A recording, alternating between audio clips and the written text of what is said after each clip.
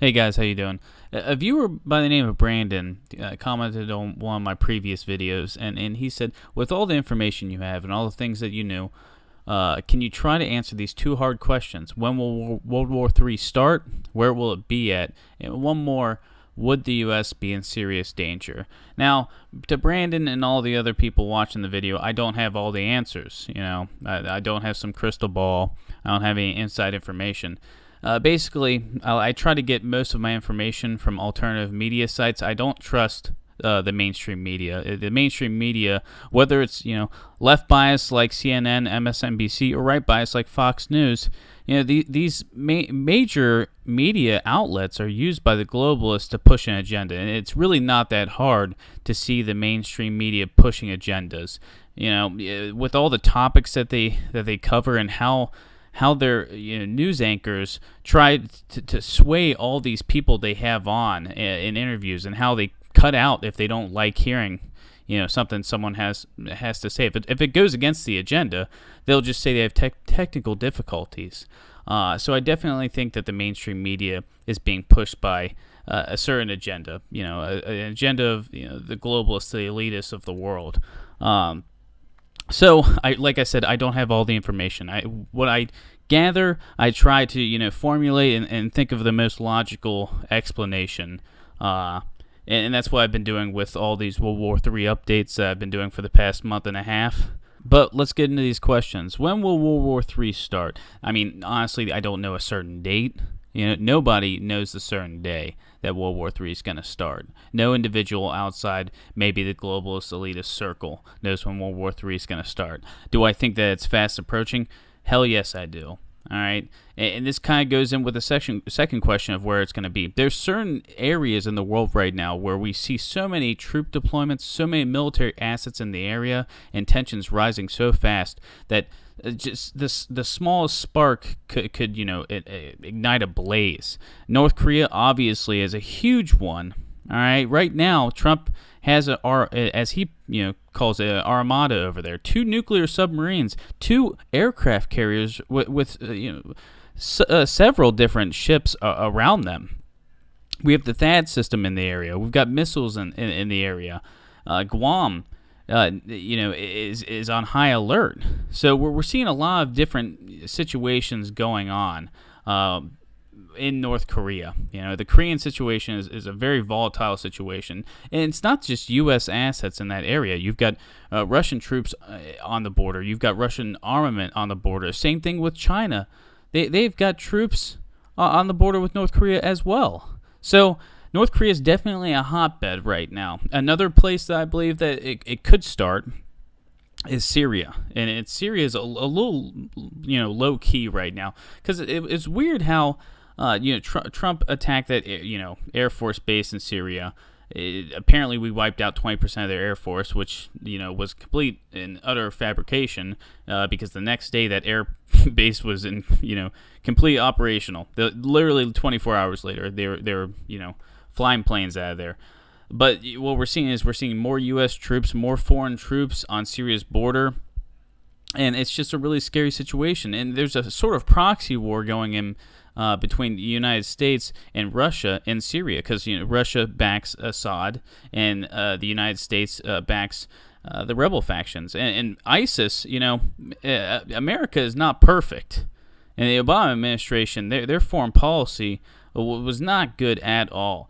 We armed all these rebel groups. We funneled money into this area. ISIS, just was just created in this vacuum, got stronger, and I think Russia sees that, and now Trump is trying to clean up the mess that's going on in that area. So I definitely think that if it's going to start either in the Korean Peninsula or in Syria. I think those are the two best locations.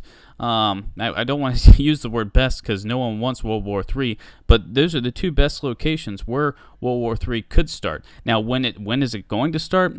That's something that, like I said, no one really knows. I really think that it could happen within the next 6 months, though, with the rising tensions and everything that's going on the Korean Peninsula. I don't think that's too far-fetched.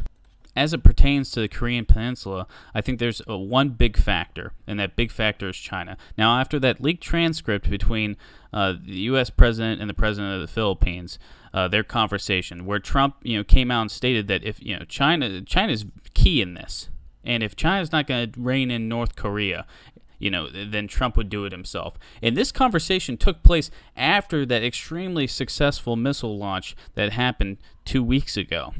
That missile test was a breaking point in my mind. I don't think that Trump will, do a strike while he's overseas. But even experts have come out and stated that after that missile test, they were scratching their heads. Experts are now all agreeing that the progress made by North Korea on, the missile side and their nuclear capabilities are far more progressed than they believed. So I believe Trump is probably now at this point thinking, what's China going to do? And that's my big thing, right? My personal belief is that Russia and China and North Korea, Syria, Iran are forming some sort of alliance against the United States of America.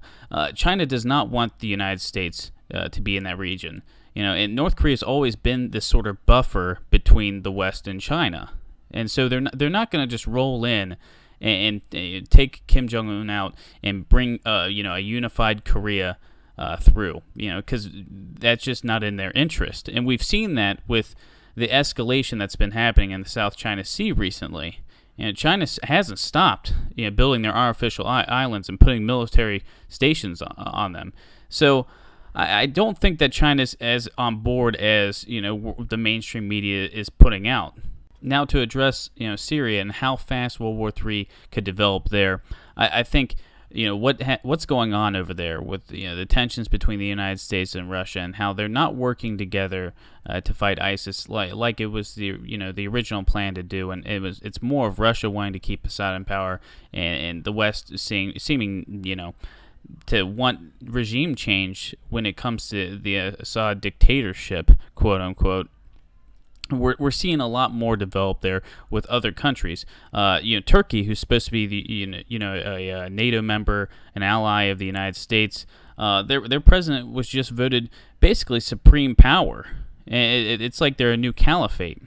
Trump went over to Saudi Arabia and he signed this $110 billion arms deal with Saudi Arabia, which is not going to go over well with Iran. And Iran and Russia have close ties, and Iran and Syria have extremely close ties. Plus, rhetoric was thrown around by Trump and Saudi Arabia and Israel, just talking trash to Iran. And Iran, they're getting to the point where they're a power in that region that you don't want to mess with. They're getting to the point of Saudi Arabia's power, and we've seen that with the proxy war in Yemen going on. So I think there's a lot of players to in that area as well. I think Syria is a hotbed for some sort of false flag event to occur to maybe draw the U.S. and Russia into a conventional war. But in the end of the day, you guys, I really think that within the next 6 months, something big is going to trigger a worldwide event.